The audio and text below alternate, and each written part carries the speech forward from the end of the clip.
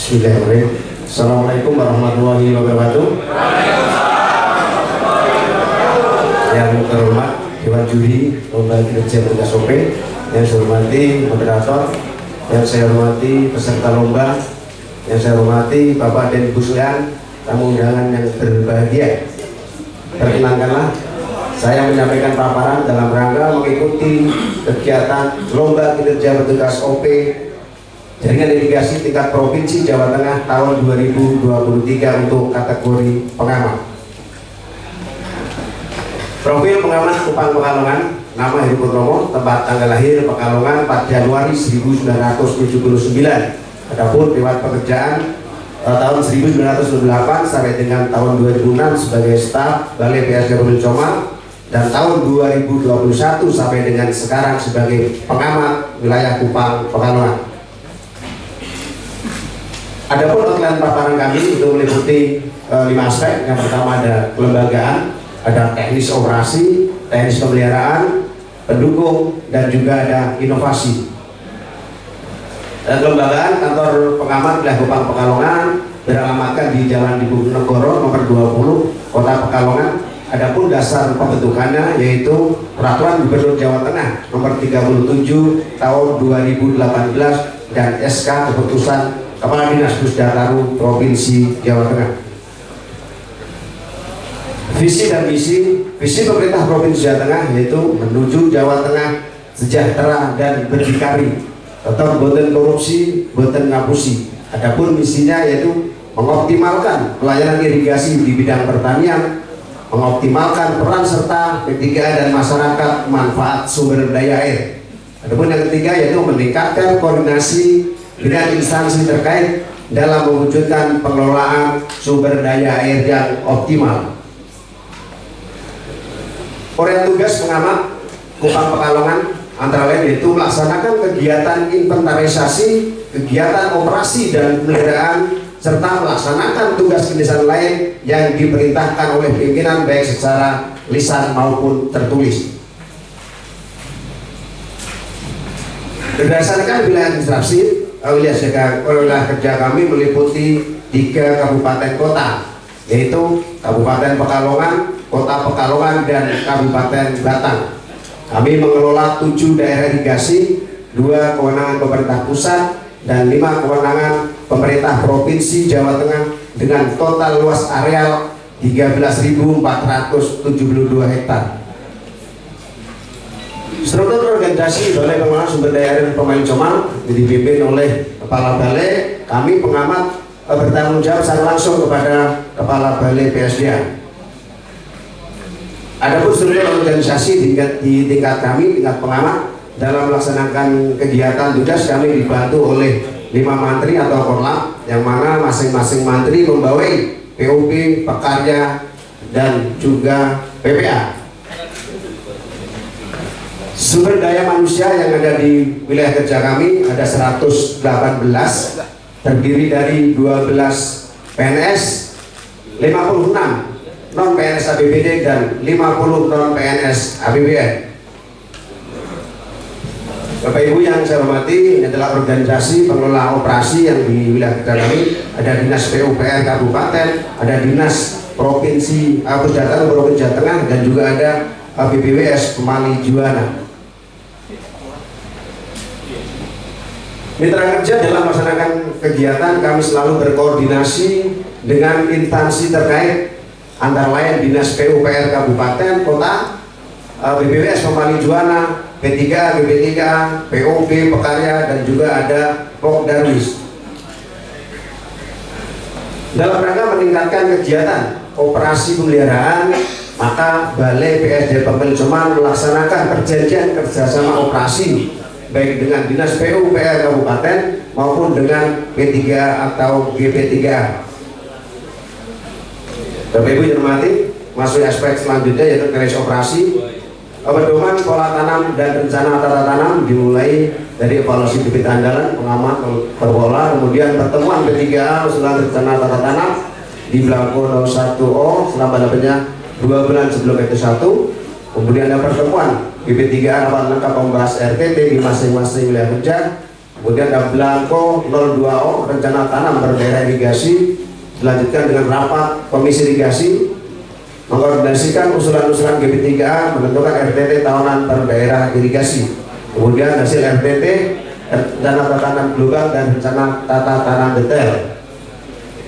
Disosialisasikan RTT oleh GP3A kepada P3A, kemudian anggota P3A melaksanakan kegiatan tanam sesuai dengan area yang telah disetujui dalam keputusan atau SK Bupati Wali Kota tentang pola dan tata tanam. Pola tanam dan debit andalan daerah irigasi Gelombang Ropeng tentunya dalam menentukan SK pola tanam harus mengacu kepada ketersediaan debit andalannya. Ini adalah contohnya yang dari DI Kupang Ropeng. Perencanaan operasi yang pertama harus ada skema alokasi air, kemudian dilaksanakan rapat alokasi air 2 mingguan, kemudian hasilnya adalah 01O usulan luas tanam, kemudian ada Belangko 05O rencana kebutuhan air di pintu pengambilan, dan Belangko 07O rencana kebutuhan dan penetapan pemberian air di jaringan utamanya. Bapak Ibu, ini adalah contoh dokumentasi rapat alokasi air di wilayah kerja kami. Ini didukung ada undangannya, ada daftar hadir, kemudian harus ada notulennya. Mekanisme pembagian air irigasi dimulai dari laporan dan air dan tanaman peta tersier di Belangko 04O, kemudian di Belangko 05 rencana kebutuhan air di pintu pengambilan, ada Belangko 07 rencana kebutuhan air dan di jaringan utama, dan penetapan faktor K. Penetapan faktor K kita harus mempertimbangkan atau melihat kondisi debit yang ada di Belangko 08. Kemudian faktor K adalah debit tersedia dibagi debit kebutuhan. Kalibrasi bangunan ukur dalam monek operasi ini perlu kita lakukan, tujuannya untuk mengakurasi apakah bangunan tersebut masih berfungsi layak atau tidaknya. Kemudian dihasilkanlah debit, tabel debitnya. Pelaksanaan kegiatan operasi sebagai dasar mantri untuk melaksanakan kegiatan pengisian papan eksploitasi, tentunya mantri harus mengetahui laporan keadaan air dan tanamannya, kemudian rencana kebutuhan dan penetapan air pemberian airnya, kemudian juga Belangko 09-nya. Kemudian petugas operasi pintu air untuk melaksanakan kegiatan buka tutup pintu mengatur sesuai dengan apa yang sudah dicatat oleh mantri di dalam papan eksploitasi. Monitoring dan evaluasi perlu dilakukan dalam rangka untuk mengetahui apakah program yang sudah direncanakan itu berjalan baik atau tidaknya. Ini 3 kegiatan. Ada Belangko 11O yaitu realisasi tanam, kemudian ada RPPA, ada pilihan kerja sistem, dan juga ada tentunya adalah laporan kekeringan. Bapak Ibu yang saya hormati, memasuki aspek selanjutnya yaitu teknis pemeliharaan. Adapun alur perencanaan pemeliharaan dimulai dari efektif rutin dan dilaksanakan oleh mantri, kemudian dicatat dalam Belangko 1P, kemudian ditindaklanjuti oleh pengamat dengan Belangko 02P. Ini kita laksanakan setahun 2 kali. Kemudian dari Belangko 02P kita sampaikan ke balai untuk diidentifikasi, diprogramkan terkait rencana kerjanya, apakah itu mau diprogram suara maupun diprogramkan dengan kontraktual. Bapak Ibu yang hormati, ini adalah dokumentasi contoh kegiatan pemberian irigasi. Ada ya dari mantri, P3A, juga dari kami, ada pengamat. Ini belangko-belangkonya yang kita salin dari hasil lapangan, kita salin ke Belangko 01P, ada 02P, kemudian kita catat di buku catatan pemeliharaan. Kegiatan pemeliharaan meliputi pemeliharaan rutin dan pemeliharaan berkala. Untuk pemeliharaan rutin ada pelumasan pintu, babatan rumput, kemudian untuk pemeliharaan berkala ada pengecatan bahan-bahan, dan juga ada perbaikan landing saluran. Bapak Ibu, ini adalah salah satu contoh kegiatan yang kami laksanakan. Di kerja kami ada penanganan darurat. Ini kita selalu berkolaborasi Pak dengan instansi terkait ya.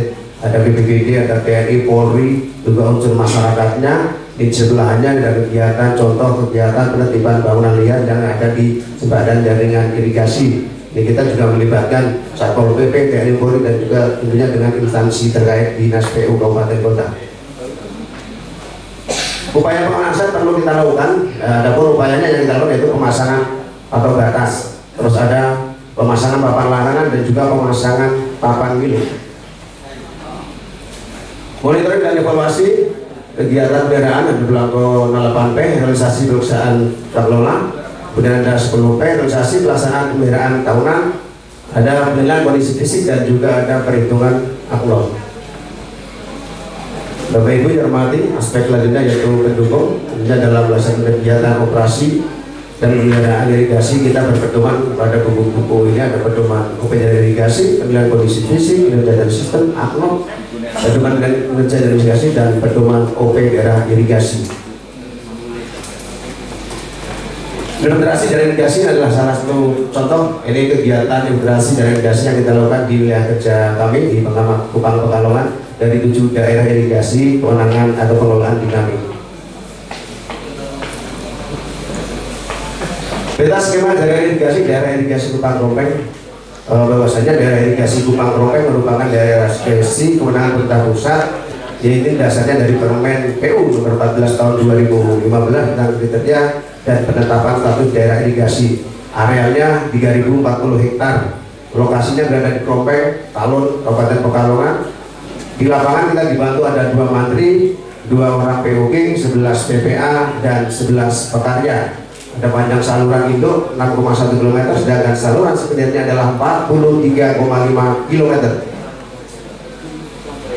Plotting rapat personel daerah irigasi Kupang Krompeng, ini kita mengacu ke Permen PUPR nomor 12 tahun 2015 tentang eksploitasi dan pemeliharaan, bahwasanya seorang PPA itu bertugas di 3-5 bangunan, sedangkan untuk pekarya 2-3 kilo.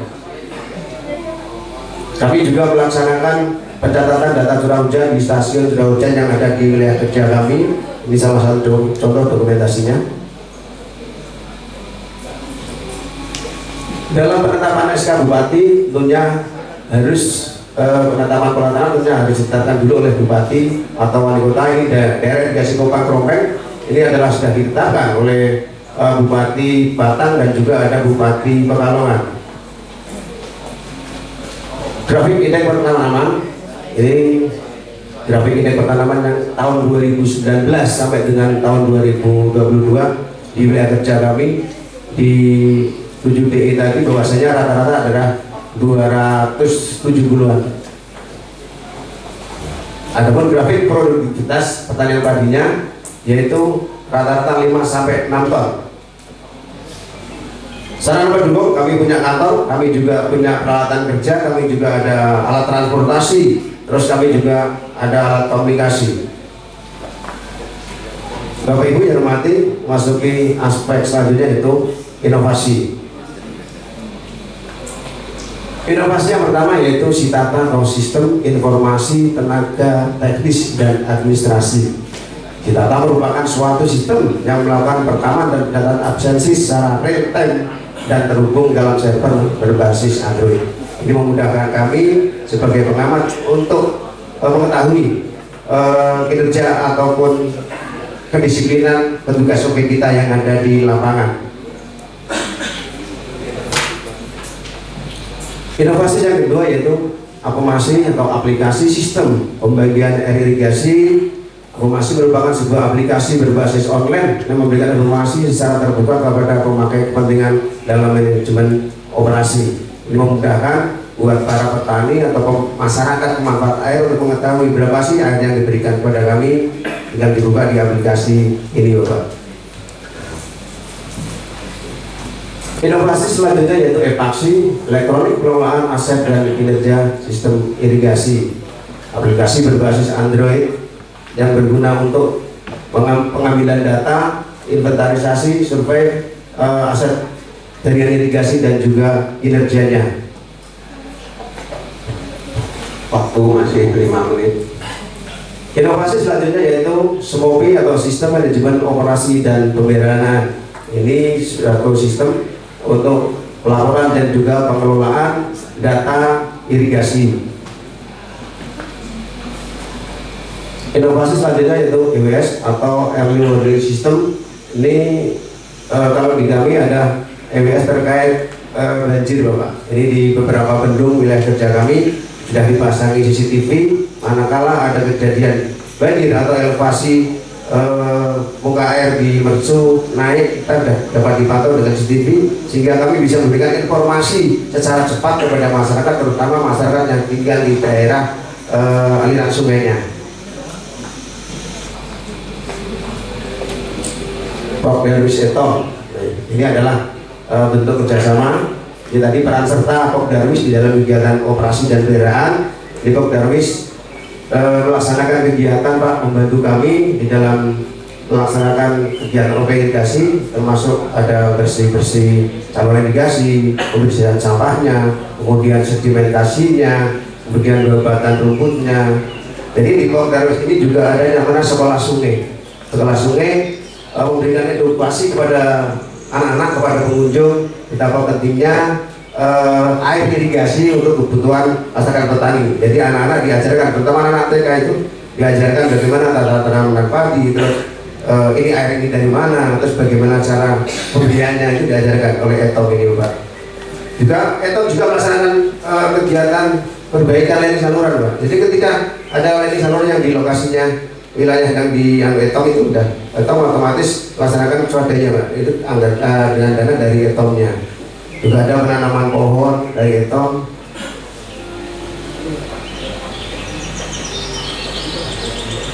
Jadi bentuk di Kupang Rompeng juga berfungsi sebagai wisata. Jadi Pak, ada wisata. Tentunya ini legal Pak ya. Jadi Etom itu sudah melaksanakan kerjasama perjanjian dengan pemerintah pusat, dalam hal ini adalah BPS Pemali Juwana, rekomendasikan BPS izinnya dari kementerian. Terima kasih Bapak dan Ibu sekalian dihormati. Demikian yang dapat kami paparkan. Kurang lebihnya mohon maaf, mohon kritik, saran dan masukannya. Wassalamualaikum warahmatullahi wabarakatuh.